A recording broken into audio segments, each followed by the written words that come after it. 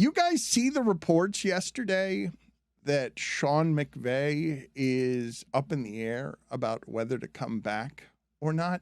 He would have gotten such a monster deal as a Super Bowl winning coach if he had just gone to Amazon. I can't even imagine how much money he would have made a year ago if the time off he's taking now. What is the dollar amount? It's over $100 million that he would have made if he had, as Amazon is getting into the game, if Amazon had hired Sean McVay and been able to promote a splashy new hire of, we got the Super Bowl winning coach, we got him, we stole him away from football so that we can have his analysis and have it be him instead of Jason Garrett being the recycle.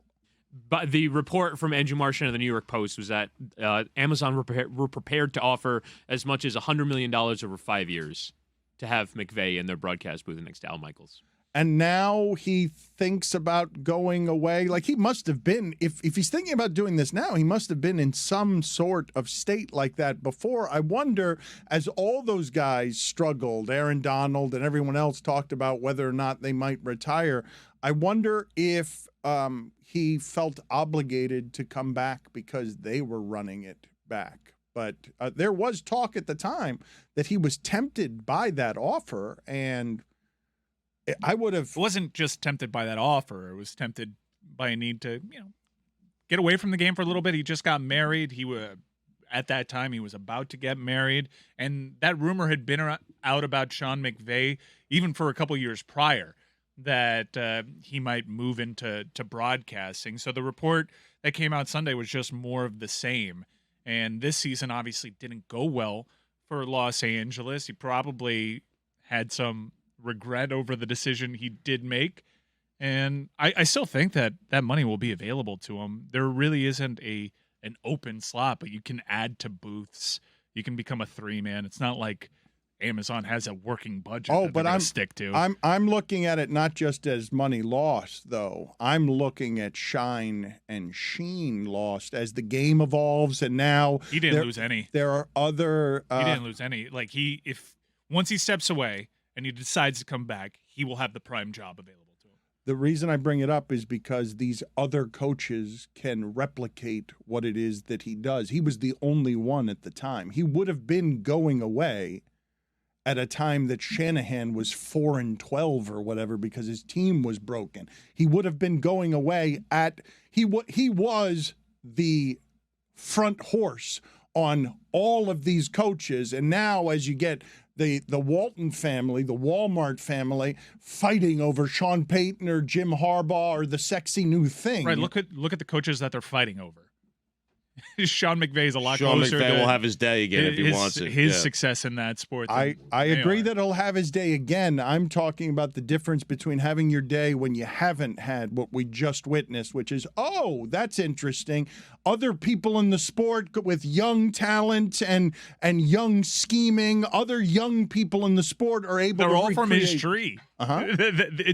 He is...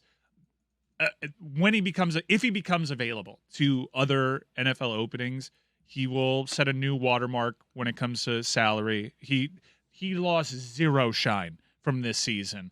Quarterback got hurt. They entered with a bunch of injuries. They went for broke for the Super Bowl. It worked out. He's a Super Bowl champion. Every hot name in the sport has worked with him at some point. He is the man. He should walk away. But it can't be zero shine. You didn't lose zero. It can't be zero you lost shine. a little money. If you I feel like it wasn't mind. a lot. And also, I feel like anytime one of these stories comes out, I'm like, does this guy just want to raise? Like, all this Harbaugh stuff coming out right now, like he wants to interview with the Colts and the Broncos, and I'm like, does he just want to raise from Michigan? How seriously do you take any of these rumors now when you know that agents just put this out into the universe? The Sean McVay thing, maybe there's truth to it because we did hear reports of it after the Super Bowl last year, and things obviously didn't go well for him. But anytime I hear a story like this, I'm like, they just want more money. Good for them. To me, it's bizarre that still the youngest head coach in the NFL, because he still is at 36 years old, is sort of acting as if like he's doing the profession a favor by carrying on doing it. that like even the notion that he would retire. Andy Reid just comes back after every season of winning 12 games and just is like, yeah, I'm coaching next year. Like there's nobody is going about any of the other successful head coaches. And maybe this is like a shift, like a sea change in like maybe younger coaches want a tiny bit of work-life balance, but we all know that Sean McVay is going to be coaching for a very long time. But it's not just work-life balance, because I understand why you would find that part of it strange, but the part that I find strangest, Stugotz, is that more and more coaches aren't tempted by, well, wait a minute, I can make twice the money and the job is only 1,000 times easier? I can make twice the money. Because he ain't making $20 million a year coaching the Rams. And the Rams, he's got to coach them all year long, and it's got to be obsessive compulsive, and it's got to be this guy's working 100 hours a week, so I got to work 110 hours a week. That is not what the job would have been at Amazon Prime. At Amazon Prime, he would have had, he would have had half the year off. Half the year where he's not doing anything. It's a lot of work still, but not nearly as much work as being an NFL head coach. Like Sean Payton came out and said he might stay at Fox. Like I think some of these guys are at least starting to think about it, But the job is I cannot explain to you how much easier the job is for more money. And if I say to the audience right now, hey, whatever job you're in right now, double the money and it's going to be a lot easier. Like there's no conundrum. But they're wired different. Like these people are competitors. They want to win. They have this professional pride. And in a lot of instances, they were failures and they left kind of like ashamed and weren't able to accomplish what they had set out to their entire life. And they want another shot at doing it again. Or they achieved it early on and then people think, hey, they lost a step. Like people don't get fired as coaches because they're on top. They leave kind of disgraced usually, and they want to go back and try to recapture the glory. But to Dan's point, yes, I think most people, and you're right, Billy, but most people would say, wow, a lot more money, less work, I'm there. I know I would. Most people aren't getting the Sean McVay offer, though. Like some of the highest paid NFL coaches, sure, because they are higher paid because they have the experience and usually the success.